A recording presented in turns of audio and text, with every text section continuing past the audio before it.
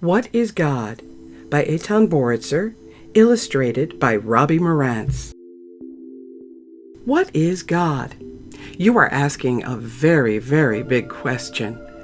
Boys and girls, grown-ups and old people, everyone wants to know, what is God?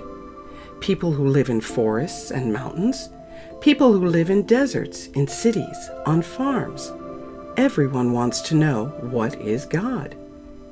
Maybe we can't really talk about God because maybe we can't see God, or maybe we can't hear God, or even taste or smell or touch God. Maybe we can only feel God like we can feel love, or like we can feel happy or sad. Maybe God is what you feel when you stand on a very high mountain and you see a big, beautiful view all around you.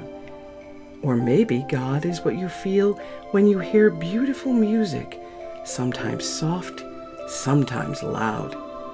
Or maybe God is what you feel when you see a million stars at night and you feel very small looking up at them. Maybe we can feel God when there is loud thunder or bright lightning outside our windows. Long ago, people thought that the sun was God, like a very strong and great light that shines through and around everything. But now we know that the sun is just one star, and really just one small star in a big universe filled with millions of stars. A universe is everything.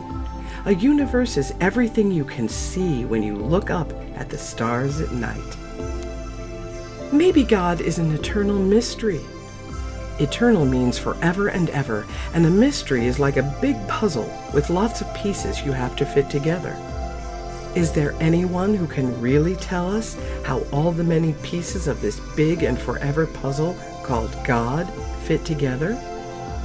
Some people think that there are teachers who have been able to solve the puzzle, what is God? These teachers, men, women, and even children, have come from many places in the world and have talked in many different languages about the question, what is God? Some people think that God is an old man with a long white beard who sits up in the clouds and looks down at us all the time. They think that this God knows everything we do or say or even think. And when some people talk about this God, they look up at the clouds toward him. Sometimes this God is a nice old man, but sometimes this God is an angry old man, and some people think that if we are not good, this God will be angry with us. Next time you fly in an airplane, look out the window at the clouds, but you won't see that God there, because no one has ever seen that God.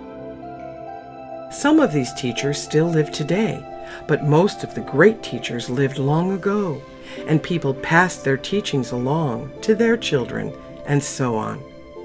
This passing on of the teachings went on for many, many years, and that's how many religions got started. A religion is a belief held by a group of people who all understand God in the same way, usually as one teacher taught them about God. People of the Christian religion understand God as the teacher Jesus Christ taught them about God. People of the Jewish religion understand God as the teacher Moses taught them about God. People of the Muslim religion understand God as the teacher Muhammad taught them about God. People of the Buddhist religion understand God as the teacher Buddha taught them about God. And there are many, many more teachers who have taught many, many different people many, many different things about God. But if there are so many different ways to learn about the forever puzzle of God, how can we ever begin to understand God?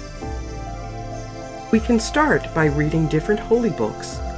Most religions have a holy book in which someone wrote down what their teacher taught about God. People of the Christian religion read a holy book called the Bible. People of the Muslim religion read a holy book called the Quran. People of the Jewish religion read a holy book called the Torah. Buddhists read the sutras. while Hindu people read the Vedas. You see, every religion is different, and people of every religion understand God in their own different way. Sometimes people of one religion want everyone to know what is God in the same way that they understand God. Sometimes people of one religion don't like people of another religion just because their religion is different, or they don't understand the other religion. And sometimes people of one religion start fights with people of another religion because they don't understand that most religions are almost the same. How are most religions almost the same? Most religions teach that you should be good to other people, just like you would want other people to be good to you. Most religions say that you should not lie. Most religions say that you should not steal. Most religions say you should not hurt people. There are many ways all religions are the same. If everyone thought about all the ways in which all the different religions are the same, maybe people wouldn't have so many fights about all the different answers to the question, what is God? Praying is a way to try to talk to God, and people of all religions pray. When people pray, they try to talk to God from very deep in their hearts about something that is very important to them. People pray to God in many different ways. People pray while sitting or standing, or they pray by reading from their holy book. And people of different religions pray in many different places, called churches, or synagogues, or mosques, or temples. But you can really pray anywhere, by your bed, or in a park, or on a mountain, as long as when you pray, you really mean it. But wait, we have only talked about the big religions. There are many people who believe that there are many gods, not just one God. And there are some places in the world where you are not allowed to talk about God, and where there are no places allowed to even pray to God. But in our country, we believe that everybody can pray according to his or her religion, and everybody is allowed to ask, what is God? There are many ways to talk about God. Does that mean that everything that everybody ever says about God is right? Does that mean that God is everything? Yes, God is everything great and small. God is everything far away and near. God is everything bright and dark. God is everything in between. If everything is God, God is the last leaf on a tree. If everything is God, God is an elephant crashing through the jungle. If everything is God, then God is the hot wind in the desert, and God is the freezing snow in the winter, and God is the big yellow moon. If everything is God, then I am God. You are God.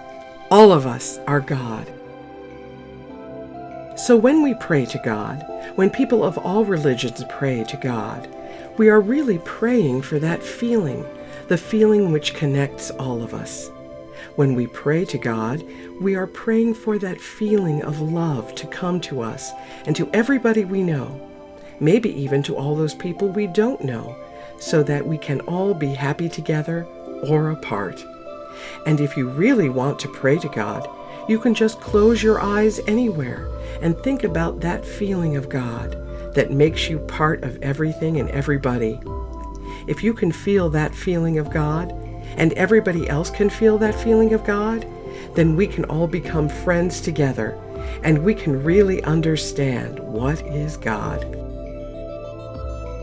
So, if you really want to feel God, you can close your eyes now and listen to your breath go slowly in and out, and think how you are connected to everything, even if you are not touching everything. Try to feel how you are connected to your dad and how you are part of your mom. Try to feel how you are part of your whole family, like your brother or sister, your grandparents, your aunt or uncle, cousins, even your friends. And try to feel how all of those people are part of a whole bigger family, and how all the families of the world, even those we can't see or touch, are really a part of you and your family. And if you can start to feel God like that, then maybe you will soon feel the whole answer to that very, very big question that everyone asks. What is God?